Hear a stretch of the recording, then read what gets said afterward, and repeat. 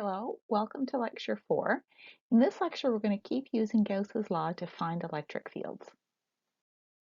In this problem, we have an insulating sphere. It has radius r and net charge q uniformly distributed throughout its volume. So what that bit here means, uniformly distributed throughout its volume, means that this is a ball or sphere of charge, and it has some extra positive charge, and all of those positive charges are evenly spread out everywhere. They're not more concentrated in one place than any other. We'd like to find an expression for the electric field both inside the sphere and outside the sphere. To do that, we're going to use Gauss's law. So we'll write down Gauss's law. The net electric flux is the integral of E dot dA. So the integral of the electric field over the area of some closed surface, and that's equal to the net charge enclosed by the surface divided by the constant epsilon naught. So we're going to need to draw a Gaussian surface. Let's make sure we understand our electric field. When we have a sphere of charge, our electric field is radially outwards. So I've redrawn my sphere down here. I'm going to draw my electric field vectors. So radially outwards. My arrows aren't perfect, but hopefully you're getting the idea here. So there's my electric field.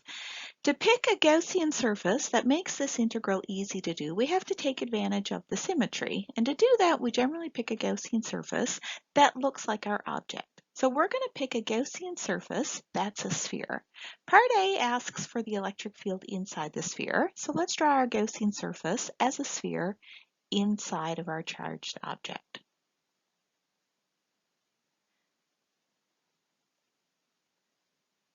Gaussian surface is a sphere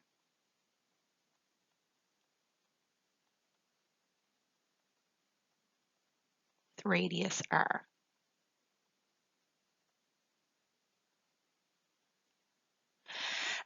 Turns out our approach here is going to be suitable for if r is inside or outside, but let's work through it with r inside. So as we do our integral, we're going to want to find the integral of E dot dA. So let's write down that expression. The integral of E dot dA, the scalar product with the element of area of our Gaussian surface. So let's draw our dA. That's a little bit of area on our Gaussian surface. So we'll just pick one of those little bits of area. I'll just shade it in. That's my dA. The direction of dA is radially outwards. Okay, I've drawn my dA. So my integral of E dot dA, that's a scalar product. It means the magnitude of E times the magnitude of dA times the cosine of the angle between E and dA. Here's where the advantage of the symmetry comes in. Area is radially out, electric field is radially out. The angle between those two things is 0.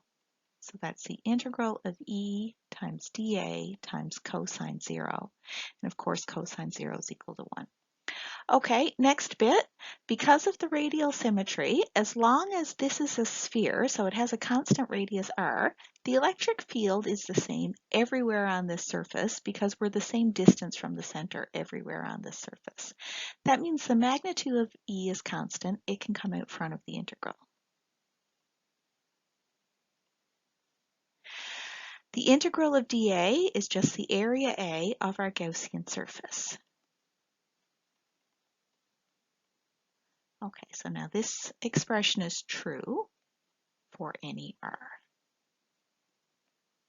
Okay, whether r is inside or outside. So now what we've done is we've dealt with the integral portion of our Gauss's law. The net electric flux can be given by E times 4 pi r squared when we have spherical symmetry. On our next slide, we'll start to deal with Q inside. Now we have to deal with Q in. So first let's make sure we understand what Q in means. This is the amount of charge enclosed by the Gaussian surface.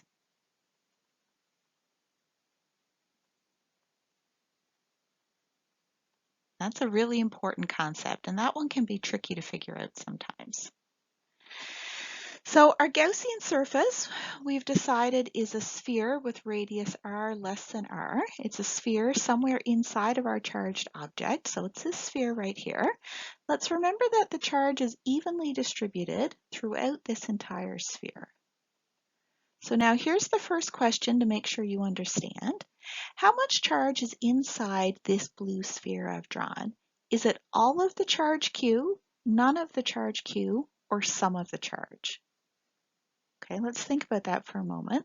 Since our charge is uniformly distributed, there's some near the surface, there's some near the middle, our Gaussian surface only encloses part of the total sphere, so it only has part of the total charge. So Q in equals fraction of total charge. Hopefully that makes sense.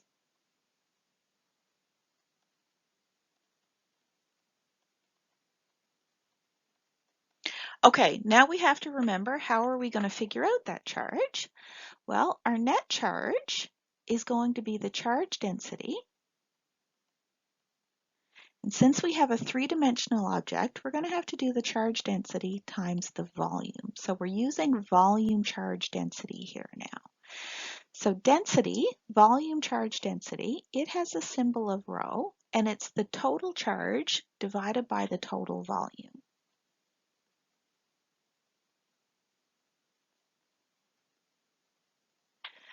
Our expression for volume here means of the Gaussian surface. I'll just write GS for Gaussian surface.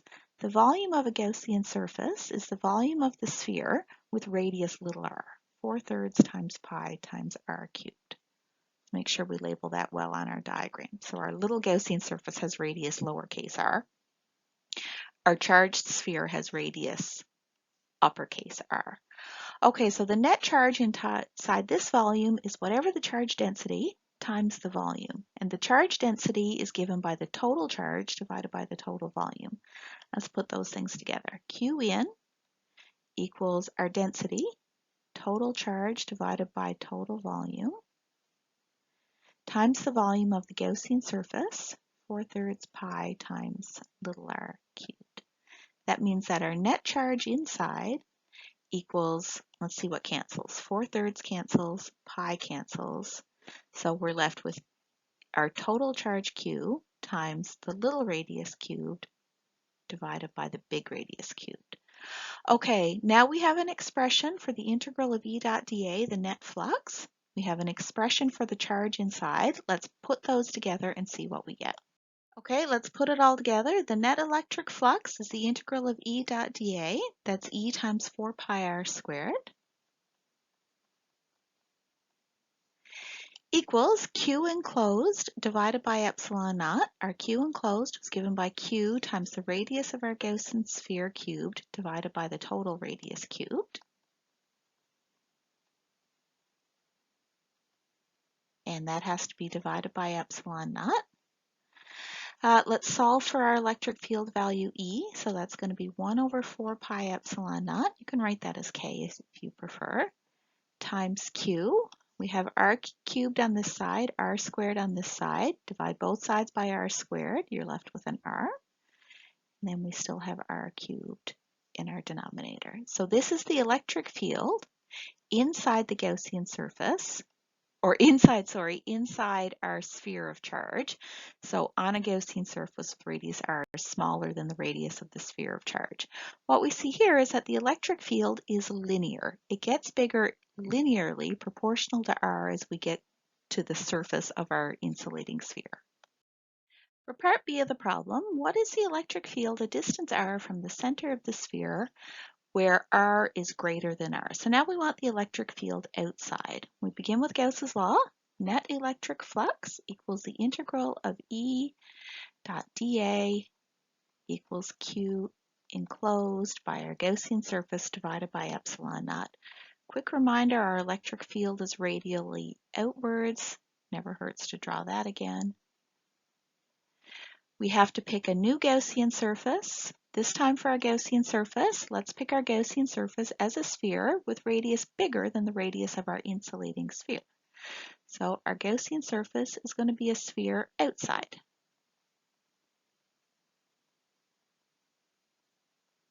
So our Gaussian surface, GS, is a sphere with radius bigger than the radius of our insulating sphere. Okay, let's start to deal with our terms of Gauss's law. From before,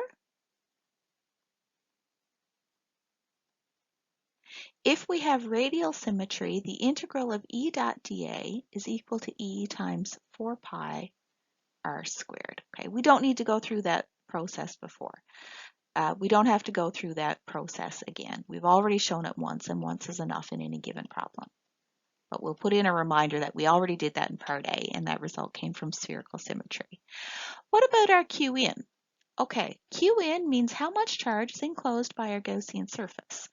So let's look at our blue line, and don't overthink this answer. And let's ask how much charge is inside this Gaussian surface. Well, let's ask what charged object is inside the Gaussian surface. That would be our charged sphere. Now let's ask, is all of the sphere inside, some of the sphere, or none of the sphere? Well, this time all of the sphere is inside. So our charged enclosed is the total charge because all of the sphere is inside. Okay, let's put all this together. So our net electric flux is equal to E times 4 pi times r squared, where r is bigger than the radius of our insulating sphere. That's equal to our net charge divided by epsilon naught. Let's solve for our electric field. E is 1 over 4 pi epsilon naught. You can write that as k if you prefer, times our total charge divided by r squared, and this is for r greater than the radius of the sphere. Okay, so this is our electric field magnitude outside of the sphere. We've already drawn in our diagram that the direction is radially outwards. What we see when we're outside of our sphere of charge is that the electric field looks just like the electric field due to a point charge. All right, for part C, we'll just do a plot of the electric field. So for part C, we want to draw a graph of the electric field. As a reminder, our answer for part A is that the electric field was K times Q times position divided by the radius of the sphere cubed. For part B, the electric field was K times Q over position squared. For both of them, the direction is radially outwards. Now if we want to draw our graph, let's just put one point of interest on our graph, which is r equals the radius of the sphere.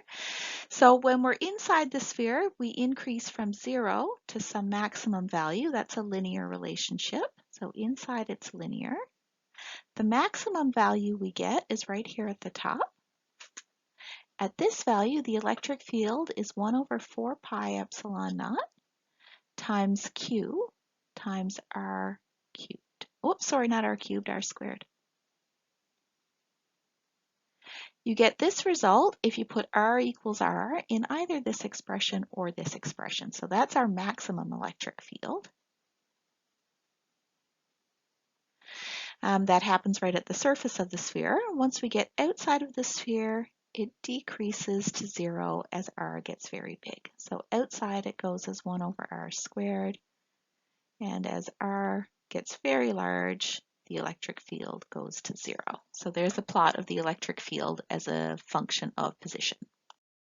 For a homework question now, and I'll post the answer even though I'm not going to work through the solution in a video, is you have to repeat the problem, but this time you have a conducting sphere. The key thing to remember in this problem is about a conducting sphere and what makes a conductor a conductor. So our conductor is certainly allowed to have charge, but if the conductor is in static equilibrium, all of the excess charge is going to reside right on the surface. So every bit of extra charge on this conductor is all sitting at the surface. The implication of that is that there's no free charge inside the surface. Your Q inside, when you draw a Gaussian surface in here, your Q inside is going to be 0. The result is, and we covered this a bit in physics 1051, is that the electric field inside a conductor in static equilibrium is 0. So that's going to give you your part A. For part B, you'll draw your Gaussian surface outside, write down your Gauss's law and solve it, and all of the charge enclosed by a Gaussian surface that's outside of our sphere is going to be the total charge Q. So when we're outside, the electric field should look just like that of an insulator or a point charge, and then you'll make a plot of that electric field.